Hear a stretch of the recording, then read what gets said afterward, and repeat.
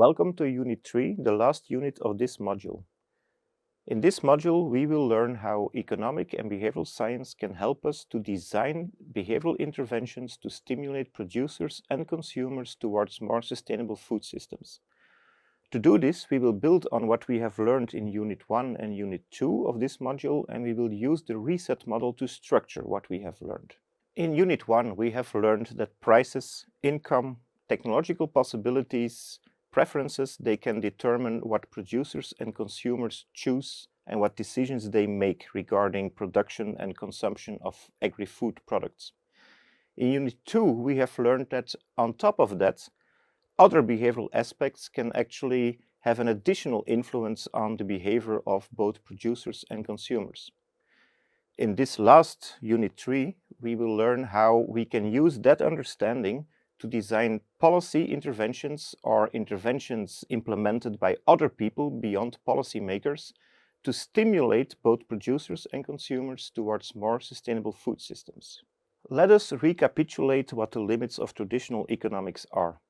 Traditional economics assumes that prices, technological possibilities, income, preference alone, that they determine what producers and consumers would do. Yet we see in reality this is not the case. We see, for instance, that consumers would continue to buy unhealthy products even though they are more expensive. For instance, when there would be a tax levied on unhealthy products. We also see, for instance, on the producer side, that some farmers, even under the possibility of achieving a subsidy, some farmers adopt sustainable practices much more rapidly than others, and some farmers even never adopt those sustainable practices. Regarding those limits of traditional economics, when I was teaching production and consumption economics, as you have been taught in Unit 1 at university, and then moved on to behavioral economics, as you have been taught in Unit 2, I often got the question from students, does the rise of behavioral economics actually mean that the traditional economics and the principles there, that they are wrong or flawed? And of course, that is not the case. They still remain a very powerful way to explain the behavior of people. Take an example entirely out of the agri-food environment, speeding, so not respecting the maximum speed limit. Policymakers, they have established rules for that. Every road has their own speed limit. They also have established economic incentives for that. If you are caught, or there is a chance that you get caught, and if you get caught, you get a fine. The word chance, of course, says it all. It is very uncertain and it's very unlikely that you get caught when you speed on the road. So many people still speed, even though there is a fine, there is an economic incentive, and traditional economic theory would then actually predict that people would not do that anymore. Nonetheless, policymakers and also other people have devised many other ways to stimulate people to respect maximum speed limits. That is the same in agriculture, in fact. Farmers, for instance, when they would think of adopting more sustainable practices, even when there is a subsidy available, the economic consequences of them doing that are quite unclear, they are uncertain. Sometimes they're also not very high. And then other aspects, behavioral aspects, come into play. But that doesn't mean that traditional economic principles are wrong or flawed. Let's go back to the example of speeding. Imagine for an instant that the chance of getting caught was not very low, but 100%, and that the fine was not relatively low, but about 10,000 euro. In that situation, almost everyone would behave totally according to what traditional economic theory would predict. They would not exceed the maximum speed limit. So it's more the fact that in reality, the circumstances are such that we need more than just traditional economic theory. We also need behavioral science to understand why people what they do. And then we also need to use that to devise interventions to stimulate people to behave otherwise. So that meant that in Unit 2 we had to add behavioral science to the traditional economic understanding of behavioral. Behavioral science adds to traditional economics by recognizing that even under the same prices, the same technology, Different people can use different mental shortcuts. Different people are in different social environments. Different people make their decisions in different choice environments. And instead of focusing only on price, that also means that policymakers or other people that want to stimulate behavioral change, they can also focus on providing different kinds of information. They can also focus on changing the choice environment, or they can even focus on changing the social context in which people make their decisions. So the point is that when designing behavioral interventions aim to stimulate producers and consumers to adopt more sustainable practices, we need to consider more than what just the traditional economic approaches suggest. There exist many models actually to classify these different types of approaches. In the project Emphasis, we have chosen for one of the more simple ones, one that actually defines 5 routes to behavioral change. It's called the RESET model, and it actually identifies 5 policy routes or policy levers to stimulate behavioral change. The RESET model was developed by researchers from the Netherlands as an approach to define and design interventions to stimulate Dutch livestock farmers to reduce their use of antimicrobials. It was developed based on previous research, based on previous models and classifications, and even before the RESET model, and also more recently, many more models and lists and classifications have developed with many more classifications and types of interventions. In the project Emphasis, we have actually selected the RESET model as an approach to work with because the attractiveness of the model being quite simple, it has 5 routes to behavioral change, and also because the model was specifically developed to be used in the agri-food context. The RESET model defines 5 possible behavioral routes to stimulate behavioral change. One of those 5 is more compulsory. It's rules and regulations. It makes the desired behavior compulsory, or it makes the undesired behavior forbidden. The other 4 routes, they try to stimulate behavioral change in a voluntarily way. There is education and information that tries to change internal motivations and thereby stimulate a voluntarily behavioral change. The other 3 routes, they try to change the external situation and external motivation for people. The first one is social pressure, social norms that tries to change the social environment in which people operate. Second one is economic incentives that tries to change the economic and financial environment in which people operate. The last one is called tools that tries to change more the decision environment in which people, producers and consumers make their decisions. The first letter of the RESET model, R, stands for rules and regulations. Rules and regulations, they influence behavioral change by providing clear legal requirements or restrictions. The behavioral mechanisms is that they provide clear expectations of what acceptable behavior is. They create possibilities for penalties for non-compliance, and they can even provide a signal that certain behaviors are not socially acceptable. Examples in the agri-food domain are mostly from the producer side. And there are many such examples. For instance, regulations on the use of antimicrobials in livestock productions, bans on the sale and use of highly toxic pesticides, or minimum standards for animal welfare, such as minimal space requirements for animals. Rules can be highly effective, but they have some disadvantages as well. For instance, they can stimulate resistance from farmers or consumers when implemented.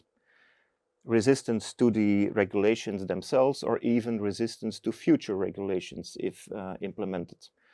Another disadvantage is their cost. They can become quite costly for policymakers to implement, control, and enforce. Just think of how much effort it would take to control whether thousands of farmers comply with regulations on minimum space requirements for animals. Further, because they impose the same standards for all farmers, regardless of how costly it is for them to comply with these standards, they are usually, even though they can be effective, they are usually not very cost effective. which means that even though they achieve the intended outcome, they do that usually at a very high cost. The second letter in the reset model, E, stands for education and information. Education and information, they can influence behavior by changing knowledge and changing awareness that people have. The behavioral mechanisms is that they can reduce information gaps, they can make people more aware of the consequences of their actions, and they can activate even moral motivations. In fact, education and information interventions, they are exactly there because in traditional economics, it is assumed that all people have the same information, perfect information, and complete all information. But of course, in reality, this is not the case. And that is why education and information interventions are widely used to stimulate behavioral change. Examples from the consumer side are plenty.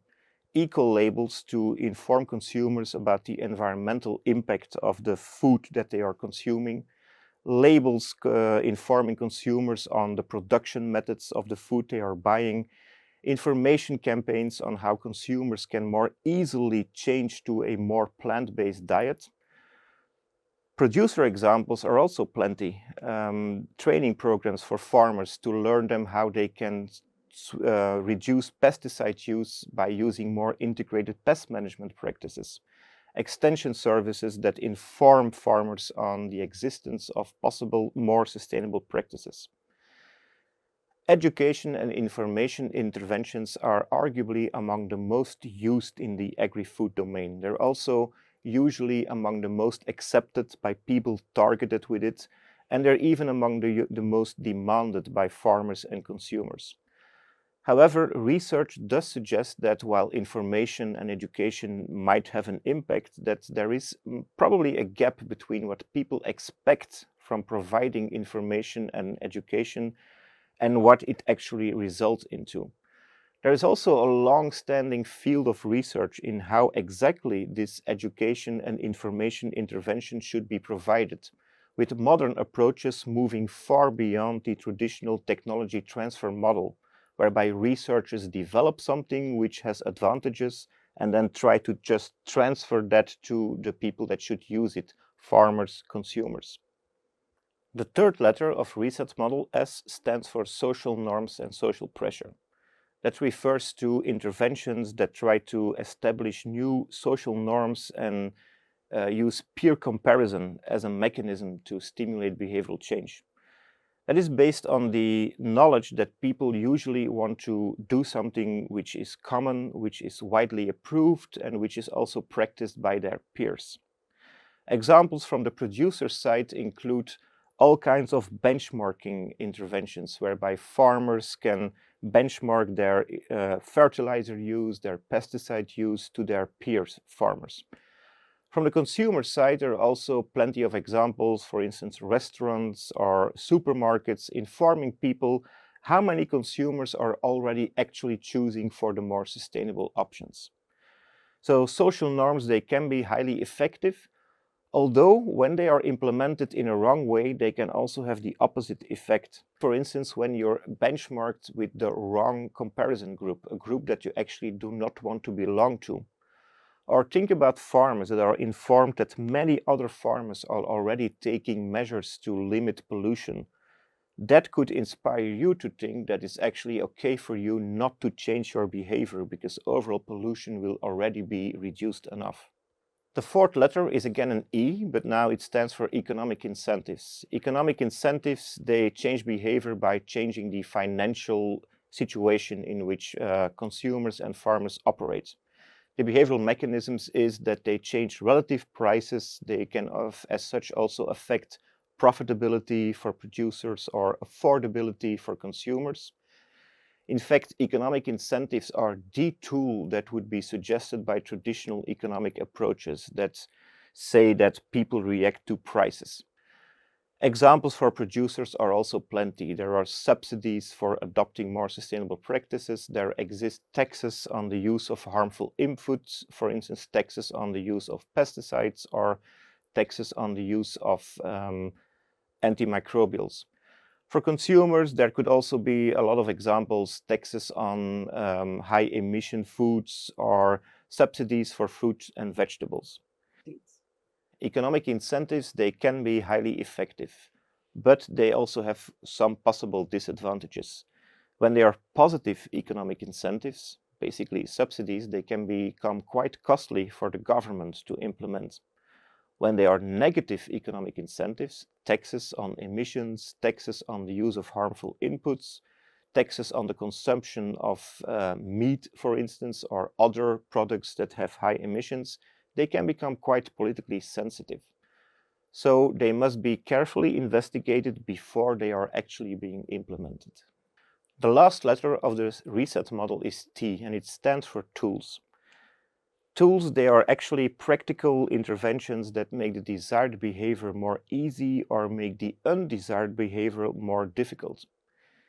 The behavioral mechanism is that it reduces friction and effort, it simplifies decision making, and it changes the choice environment. An example, going back to the speeding example that I used earlier on, is the speed bumps on the roads. It just makes the behavior of speeding more difficult. Examples from the producer side, farmers, could be digital farm management tools that automatically track fertilizer use and then provide recommendations or more sustainable fertilizer use. Or it could be online input procurement systems whereby by default already the more sustainable options are filled in. Examples from consumer side could be that in supermarkets, more sustainable products are put at eye level, so they are more prominent for consumers to choose. Other examples from consumer side could be putting vegetarian choices as defaults when people have to make choices for the meals they use. In the reset model, it's a T for tools, but nowadays the more common word for this type of interventions is nudges. Nudges are very small changes to the decision environment in which people operate that nonetheless do not restrict options, they don't change the financial incentives, they just change the decision environment in very subtle ways so that the desired behavior becomes more convenient or more easy, and the undesired behavior becomes more difficult or less convenient. Now we have learned the different types of ways to intervene in behavioral of people, of producers, of consumers. Then comes the question how to design those interventions. Here I just want to give you a few principles to design these interventions. The first principle would of course be to build on your existing knowledge or to create knowledge about the barriers and levers that people face to change behavior. Interventions that you design will be more effective if they can remove some of the barriers that people face or if they can exploit some of the levers that some people have experienced. A second principle is, of course, to build on theory, use existing theory, what we have introduced you to in Unit 1 and Unit 2 of this module. Use existing research of interventions that have worked well in other case studies or in other countries or in other sectors, and use that as inspiration to define interventions in your own studies or your own research or your own country. The third is, of course, also to take into account current policy debates and current policy evolutions and also what already happens on the ground. Interventions will also be more effective and they will also be more likely to be implemented if they actually fit within what current policies are evolving to or what is already happening on the ground by, for instance, civil society organizations. Last, there are also benefits of including the people that you would target with your interventions into the design of these interventions.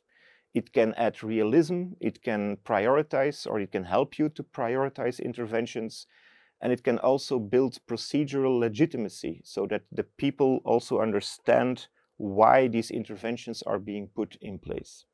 After you have developed very good ideas on what possible effective interventions could be, a next step is also to provide research and evidence on the possible effectiveness of those ideas.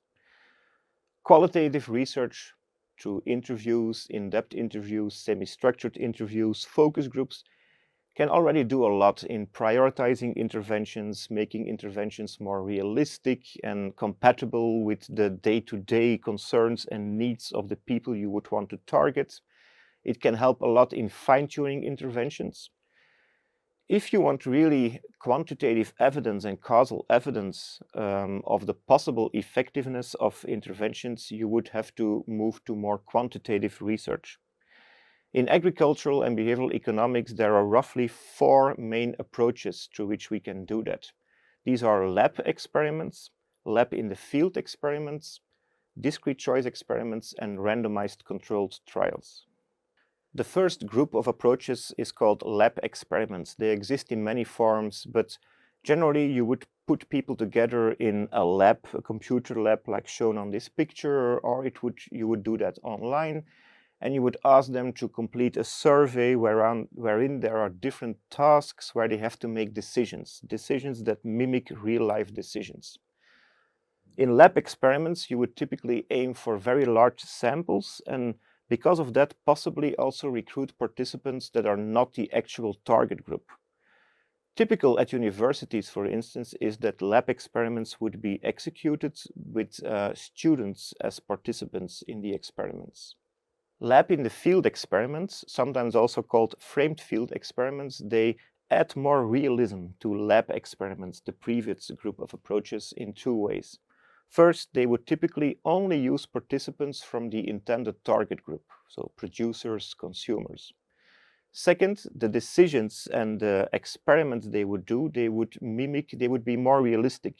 They would much better mimic the real-life decisions that these people would take. You could see this actually as people playing a game, either in real life, like here shown on the picture, or online. And it's a game that people play on different rounds, and in each round they have to make decisions that mimic their real-life decisions, such as what products to buy if you're a consumer under different price situations, or as a producer, how much land to devote for greening measures, how much pesticides to use, how much fertilizers to use. After each round, the rules of the game change, and these changing rules, they mimic different degrees of the interventions you would want to investigate. After several rounds, you have a lot of data, and after analyzing this data, you can actually get a quite good idea of the possible effectiveness of the interventions that you would want to propose. A third group of approaches to provide evidence on the possible effectiveness of interventions are discrete choice experiments. Discrete choice experiments, they are nowadays usually online, they are survey-based. And in discrete choice experiments, people, consumers, producers, they have to make a number of choices, a number of very discrete choices. I choose A, B, or I choose neither. The neither option is not always there, that depends on your design. And each option differs on a number of characteristics. These characteristics could relate to different levels of subsidies provided, different levels of taxes provided, a different social norm, different nudges available or absent. Based on the choices that all these people in your experiment make, after analyzing again, you can provide some evidence on the possible effectiveness of the interventions were they implemented in real life. The last group of research approaches to provide evidence on possible effectiveness of interventions are called randomized trials. This is the only group where you would actually experiment in real life, so in non-hypothetical situations. The typical approach looks like this. You have a whole population or a sample of your target population, producers, consumers. You would divide them in a few groups. There would be one control group that you don't bother at all, and there would be a number of treatment groups that you send or you treat with a certain intervention, a different social norm, a different kind of information. After a while, you observe the different behavior of each of those groups, and when you analyze this, then you can also achieve good evidence on the possible effectiveness of the interventions that you have investigated. How do you choose which approach you want to use to investigate the possible effectiveness of interventions to provide some evidence? There is a big trade-off between being realistic and having a lot of control in your experiment. Here you see from the left to the right, you see lab experiments, lab in the field experiment, discrete choice experiment, and randomized control experiments. The more you go to the right, the more realistic you are. Randomized trials, they're even extremely realistic because they are real-life experiments. The other three, they're more hypothetical. People tell you what they would do under certain situations. The more you go to the left, however, the more you can control. That means the more accurate your analysis can become. So you will have to make a trade-off between what is more important for you, to be very realistic or to have a lot of control and to be extremely accurate on the evidence that you provide. Other considerations, of course, will have to do with the possibilities, the budget possibilities, the technical possibilities of implementing some of these studies. It will depend on your budget you have, it will depend on the time you have, it will depend on the access you have to a representative panel of consumers or producers. It will depend on the time you can spend to wait for decisions to actually take place so you can observe the decisions. So there's quite a lot of considerations you will have to take into account before deciding what kind of study you will do. But these are the four main economic tools we have to provide quantitative causal evidence. Also ex ante, which means before the interventions are actually put in place.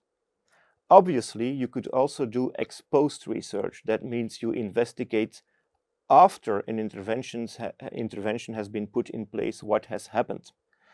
However, to do that afterwards, it's much more difficult to attribute changes that you see over time to the intervention you have put in place.